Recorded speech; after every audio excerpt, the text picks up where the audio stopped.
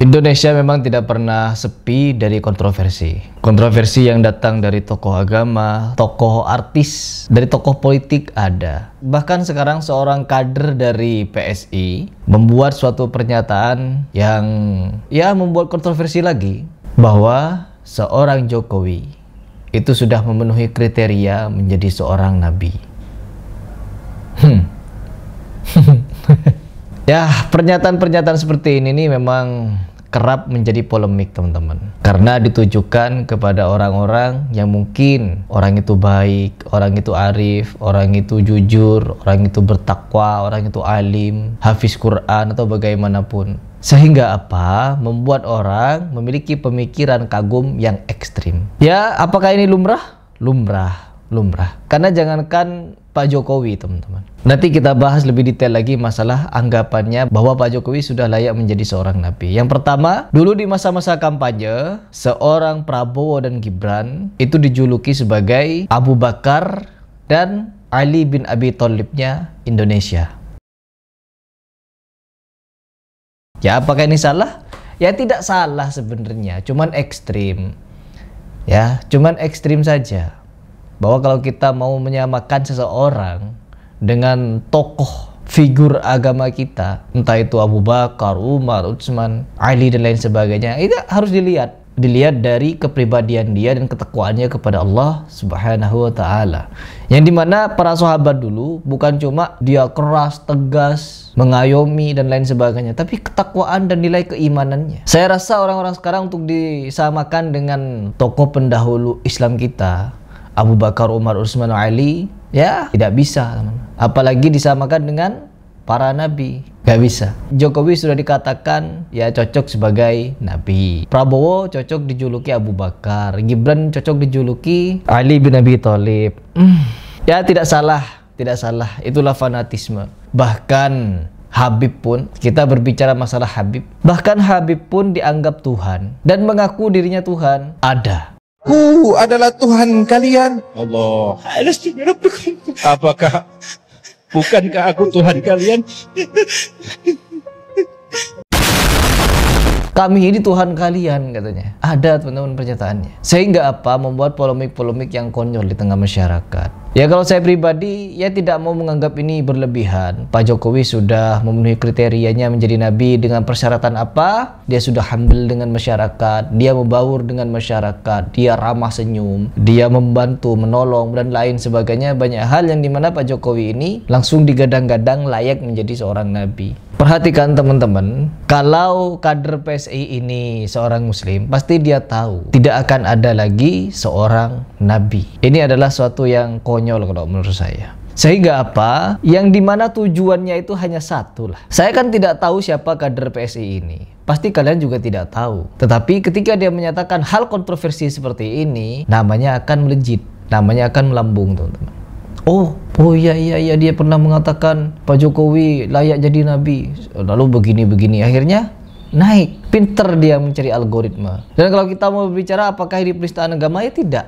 Ini bukan penistaan agama. Ini hanya sikap ekstrim di mana seorang memuja-muji panutannya, tokohnya melampaui batas. Apakah ini lumrah? Ya lumrah, di Indonesia sudah sering terjadi seperti ini. Ya, sudah. Jadi kalian nggak perlu sakit hati, apalagi kalian sebagai muhibbin Habib. No. Kalau kalian sebagai muhibbin Habib, tidak perlu mempermasalahan pernyataan bahwa Pak Jokowi ini layak jadi nabi. Nggak perlu. Apalagi FPI yang musuh beratnya Pak Jokowi.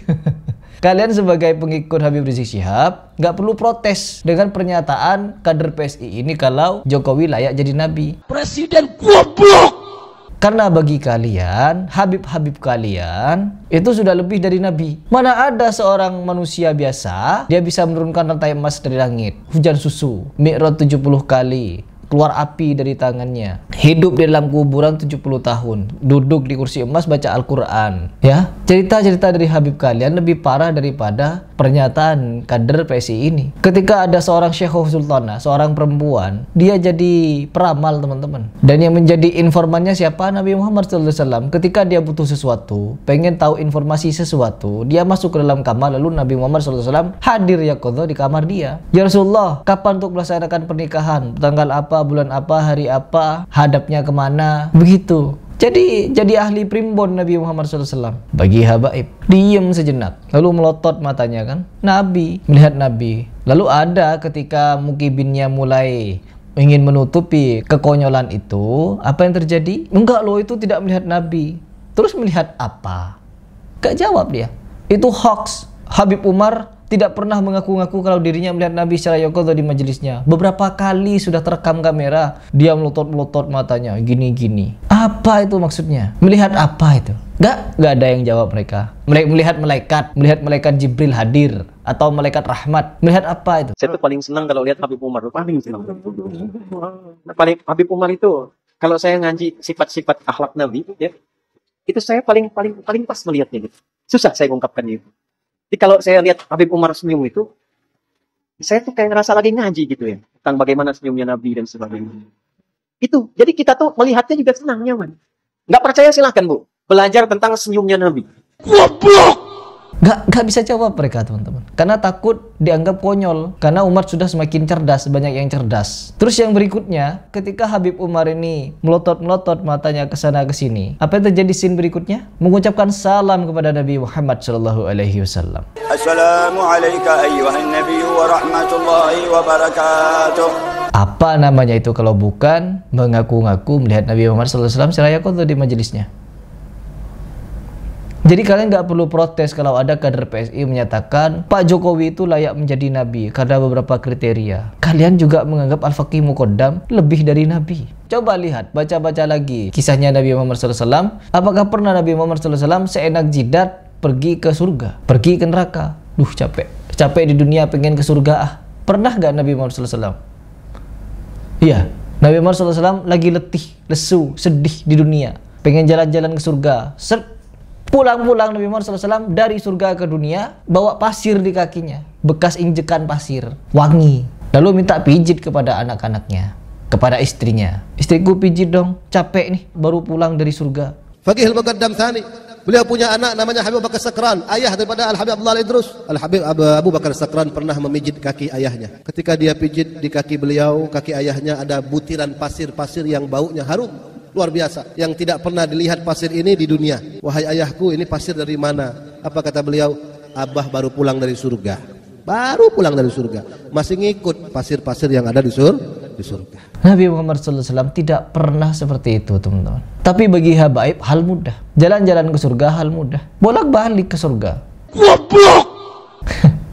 Ya Allah, ke Sidratul Muntaha saja 70 kali. Apa itu namanya? Jadi tetap teman-teman, kebanyakan di Indonesia itu memang orang cara berpikirnya sudah ya seperti ini. Ya kita juga harus rajin untuk memberikan edukasi seperti ini kepada masyarakat agar tidak selamanya dibodoh-bodohi. Jadi kalau menurut saya Pak Jokowi itu orang baik ya. Namun kalau mau dijuluki sebagai nabi ya jangan ya.